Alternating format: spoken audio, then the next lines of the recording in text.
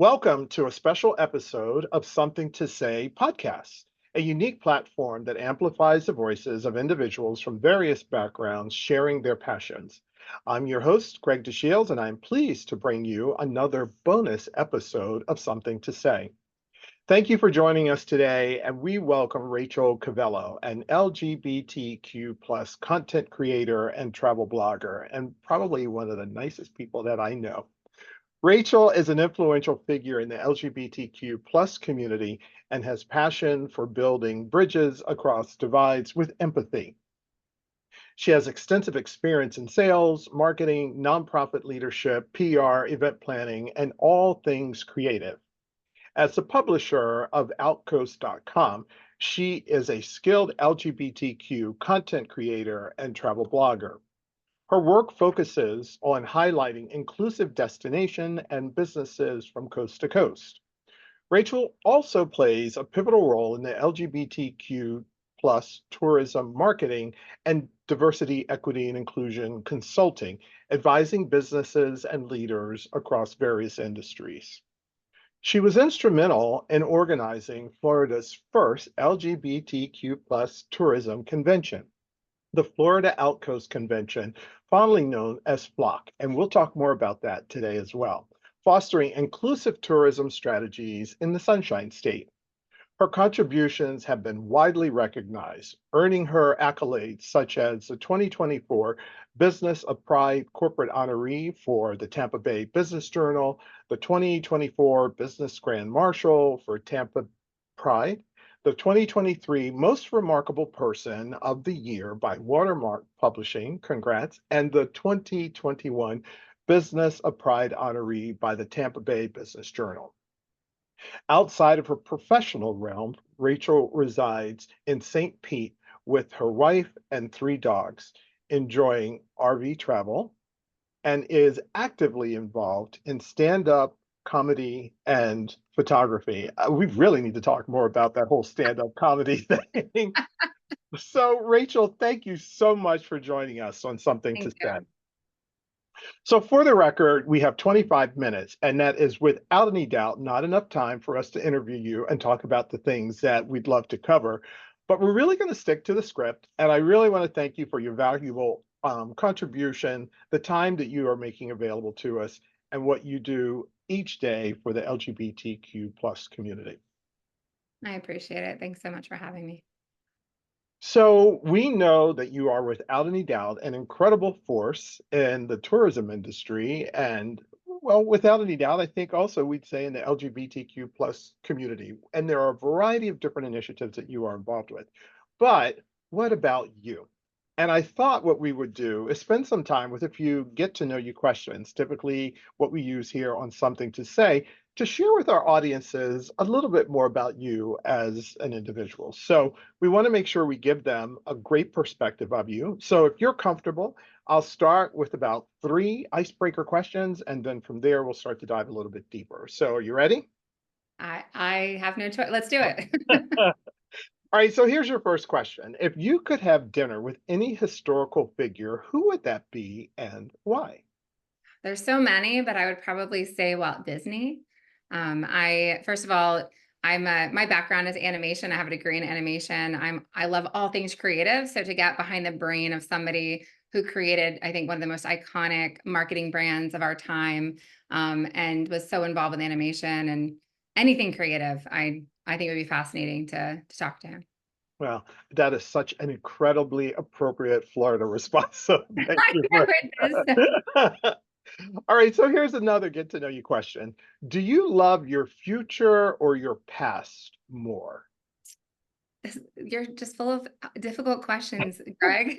I think I would say that I love the lessons of the past, but I think I love even more the opportunities of the future. So I think I'd lean towards the future me, but having learned lots of lessons from the past. Well, all right, I know that was a really heavy question. Let's lighten it up a little bit. So, what's the silliest fear you have that you're willing to really admit to? I'm afraid of crickets. Really? I don't like anything that jumps. I think it's the control person. I don't like unpredictability Oh, like that. Like I don't know where they're gonna jump next. Frogs, anything that jumps. wow. It's funny you say that. I had a dream last night and I had these jumping goldfish. I have no idea where jumping goldfish would come from, but it was really strange. All right, so those are a great icebreaker, but we really want to learn a little bit more about you and your story. But let's go a little bit deeper and see what kind of responses we get from you on these questions. So, what is the thing that makes you most nervous today? I think going to that answer of unpredictability. I think it's really right now the unpredictability about our future of our country and the inability it seems for people to have conversations across their differences. I think that makes me very nervous. And hoping one day I see a day that we don't have to be nervous about that anymore. Well, well, I'm sure you're not alone in that boat. So, great response, and certainly is appropriate for where we are today. All right, second question. If you could travel anywhere in the world right now, where would you go and why? I have on my bucket list to go to Spain. I have not really gotten to travel too many places across cultures. It's also one of the places that I actually know a little Spanish, so I feel like I could actually get along and get food if I needed to. So, but You're I've heard like it's a me. beautiful country. You're like me. I know just enough to be dangerous, and then after that, I don't know where I Yeah, would go from there. So this is really an important question. We've asked a number of leaders because we hear this phrase used quite often. So, how big is your inner circle? it's getting smaller by the day. I think when I was younger, I really wanted to have this large circle of friends, and I felt like this need to know everybody. Mhm. I know a lot of people, and I think that circle is very big, but I think that inner circle tends to get smaller because I have those people that I can just let down my guard with, and I really like to. I'm selective about those people that are in my life, but my circle and my connections are wider and wider by the day as my inner circle gets a little smaller. Well, definitely. It seems as you mature, that understanding of what an inner circle really is gets full clarity. Walking along that line, what legacy do you hope to leave behind? You do such incredible work, you are making such incredible strides, but what legacy do you hope to leave behind? I'd like to think that I have been, at the end of my life that I've connected people across differences, across ideas to create a better future. I mean, I know everyone says the cliche, I want to create a better future, but I really want to create those connections so that we can have that better future for everybody and better communication for everybody. Well, I've seen you in action, and I think your legacy, without any doubt, is getting clearer and clearer and built even that much more. And big shout out and congrats to you because not everybody has the same sort of strength and fortitude that you have. So thank you for what you do. And yes, you've got a great legacy that's in the making. All right, so one more question, and then we'll get real technical and talk industry stuff. This one is a real thinker. It's funny. We've asked a couple of people, and they usually scratch their head, and then they're like, I think I get it. So let me read this quite carefully. Tell us something that you think is true that almost nobody agrees with you on. I mean, something simple like I actually think bread tastes better without butter. I mean, is that a good? I mean, I don't know where we were going with this question. It's an interesting question because for many people, there are some things that are true clarity to them, but that Hmm. no one seems to agree with them on, and they have a very strong connection to it in terms of how they view life or how they view certain circumstances. I think for me, a lot of it right now, and it kind of goes back to everything I've been talking to about bridging divides. And there's so much hate right now in our country and a lot of polarization in our country. And there are many people, especially even within my own community, my LGBTQ space, that really just put a wall up on certain people that have different ideas or different political beliefs. And I really am one of those believers that we all have a reason why we act and we vote and we do certain things. And we really need to step back to understand people before we pass judgment. So, and not everyone will agree with me on that right now, especially Mhm. when it comes Mhm. to, people think if you vote a certain way, then you have certain beliefs. And I don't necessarily agree with that all the time. Wow. I think you nailed it. It's interesting. I recently served with our Board of Elections and spent 15 hours at a polling booth paired with a opposite party at my table. And it was interesting how much we had in common after we were there for 15 hours. Wouldn't necessarily think that that would be the case, but I agree with you. I think you responded appropriately to that question, and I thank you for that. But let's talk about the tourism industry because I know that's so much a part of all the work that you do. So, three questions that are really surrounding that. So, what are the most significant trends and development that you are seeing now taking place within the tourism industry? I think a big one now, I've been in the LGBTQ space for quite some time, and obviously that's a big trend to create more inclusive tourism experiences.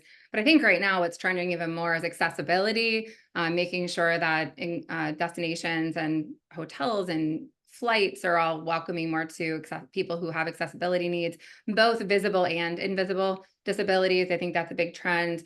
I think the concept, if you're watching Sophia from Destinations International, I think the concept of social inclusion and moving more towards that terminology, and maybe a little way away from DEI specifically, Mhm. as well as bee tourism. I think eco-friendly tourism, being just more aware of a lot of these topics are important in our tourism industry. Well, great insight. Let me just follow up with that. Can you discuss some of the common misconceptions that you'd like to clear up as it relates to tourism in the industry? Yeah, obviously I think from my own little funnel in a way of the focus topic that I do, but I think this past couple of years has been very difficult in tourism from the boycotts that have been passing, or not the boycotts, but the advisories, travel advisories. I'm going to be careful of the terms I use. But travel advisories have been a big topic in tourism. And I think it's really important for people to understand that although there might be this idea that, oh, let's boycott a destination or let's advise against traveling to a destination, oftentimes that means you're hurting the destinations that are the most inclusive. Mm. If groups are going to Florida or whatever southern state that people are advising against, most of the times those inclusive groups are looking at destinations that are already welcoming and inclusive, like a Fort Lauderdale or a St. Pete, Clearwater, or Tampa. And Mhm. so all of a sudden, if those groups stop going there, it hurts those destinations that are already doing the right thing and the businesses in those communities that need the support the most. So I think that's one of the things we really need to be more aware of, that advisories and boycotts are not always smart for the community that you're trying to support. Right, and I think that's such an important part for you to continue to communicate that message because I think it does get lost, and, Mhm. someone who is really boots on ground like you can help put that into perspective for people to appreciate it because we know you do a lot for the business communities that you are involved in those inclusive, destinations within that particular state. All right, one last question, and we can't get away from it because it's with us every day. So, can you highlight any specific innovation or breakthrough technology that you're finding particularly interesting? And I guess that may also be camouflaged as any connection to artificial intelligence. I figured I was gonna have the same answer as everybody else right now. AI obviously is just fascinating to watch. Fascinating, but also scary at the same time. I think AI is a tool that we obviously use a lot now in content creation. I can even plan when I was in Lauderdale last week, and I literally went to ChatGPT and said, give me a 3-day itinerary that includes these types of activities. And it spewed out an itinerary. So just a note to travel planners and advisors might be a great tool to start implementing more of, to stay relevant. But I think there's so much AI technology out there that's amazing, but we also have to be very aware of the biases in AI and make sure that we're educated beyond the technology so that the messages we send with these tools are really authentic to the audience you're trying to reach. Wow. Well, Rachel, as I thought, you've given us some great insight about yourself, your history, and of course, the tourism industry. But you've got a convention that's coming up, and I have to give a big shout out to you because you look so calm and you're just a few weeks away from it. But let's talk about the Florida Outcoast Convention 2024, and I will be there, by the way. Um, Give us an overview of the Outcoast. Yeah. So Outcoast, before we dive into convention, Mhm. Outcoast is a brand that was created as a content platform. We have a blog, we have a video blog, mostly travel blog, travel content. We do some fashion content too now. that really highlights inclusive destinations and businesses.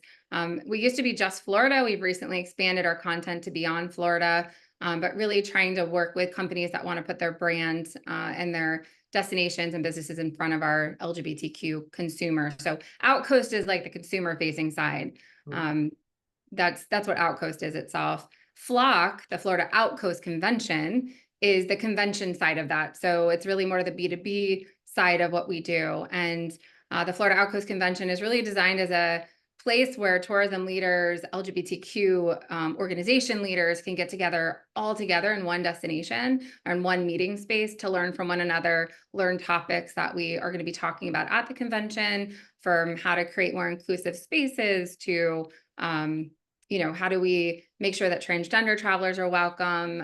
Lots of different topics, but we'll get more into that. We might get more into that with you, but I don't want to take all your questions away. But it's really, Flock is really designed as that industry meeting space to have conversations to better support LGBTQ travelers and to support the businesses who want to welcome them, but might not know it. Sorry, that want to welcome them, but might not know how to do that in the right way, in the most authentic way. Great. So I am so excited to learn more about your conference. I've been to it in the past, and it is an absolutely fantastic experience. But so let's hit some of the basics for people so that they know. So it's going to be held at. It's going to be in the Miami area, specifically the Coral Gables Lowe's, which is a brand new property. It's gorgeous. We really wanted to impress attendees a lot this year. So it'll be in that area. It's from August 12th to 14th, 2024. It's right in the heart of Coral Gables. Lots of things around that area too. And what's the cost? So the cost is $8.99 for the full convention. We do want to also make sure we're welcoming our LGBTQ nonprofit organizations and small businesses. So I do like to be full disclosure. If there is a barrier to coming to the convention, please reach out to us directly, because we want to make sure that all of the voices that need to be in that space are in that space. So it's $8.99 for regular registration. That includes a flamboyance gala. We call it flamboyance. It's a group of flamingos, but it also sounds super fun and very LGBTQ oriented. So that's our opening night award ceremony and celebration. We want to amplify the good in this state, because I think there's so much focus on the negative sometimes. And then the next day and a half, that Tuesday and Wednesday, will be all about the conversations and the trainings, and we'll dive more into that as well. And what do you think is the real wow? Like, if you are there, you don't want to miss this. So I think that the big takeaway that we had last year that I think people really valued was the ability to be who they were in that space, to ask the questions that are often difficult right now. Mhm. A lot of our statewide tourism conventions are avoiding these conversations altogether. Mhm. So when we talk about destinations that are having groups cancel, or maybe they're not sure, a hotel might not be sure how to effectively and properly welcome or market to the LGBTQ community, this is the space where you can ask anything you want without judgment, without being ignored. It's a space for everyone to have real conversations. And I think that's really important right now. And that was probably the biggest takeaway when people left. They said, I feel like I was just with a group of my friends and family where I could be myself and ask anything I wanted to. And that's really the environment and the excitement we want to create. But some of the topics we're having at the convention are also extremely exciting, and that schedule is being loaded to our website as we speak. Well, I would do a big shout out in terms of how you actually coordinate a very sophisticated way of engaging in very sensitive subject matters in a very Mhm. productive way, one that really doesn't push anybody in any particular direction, but in fact will leave from the room with a great deal of insight. So I would highly encourage individuals to go to get the kind of insight that perhaps they wouldn't normally hear in general conversations. I also wanted to ask you, is there a possibility or is there a vehicle for attendees to engage with LGBTQ businesses? Do you direct them during the course of the conference? So throughout the conference, we do have a marketplace that we'll have set up that'll have different LGBTQ organizations or business entities or even media partners that they can partner with to get their brand out there further. We also always provide resources as well, both during and at the end of the conference for anyone who wants to engage more. And then, of course, the speakers and the panelists and the moderators that we have on the topics across the spectrum at this convention are all great resources to lean on. We're going to be talking a lot about how do you gain the buy-in of stakeholders for inclusive tourism, how do you reach the sports and group market in the LGBTQ tourism space. We've got conversations about how to create ripple effects in your own industry, even if you're just starting in this space. So there's a ton of topics we're covering. And then, of course, Gen Z is a big topic right now. So Gen Z conversations on the reality is 20 to 25% of the Gen Z population identifies within this community. So lots of resources will be at the convention for all of these topics that are important.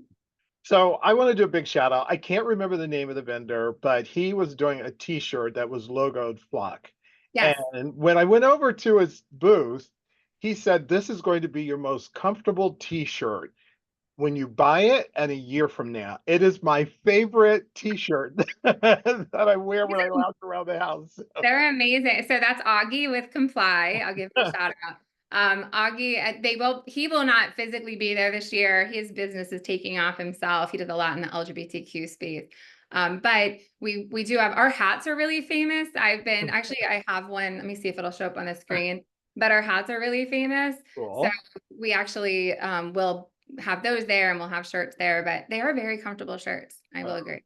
Fantastic. Well, definitely a marketplace. If you are attending it, please go to the marketplace. All right, so just one other question, and then because we are something to say, we want to hear what you have to say. So, who should really attend? As you look through, and we are certainly sending out information for individuals to attend, who do you really want to be there, and what can they really anticipate when they get there?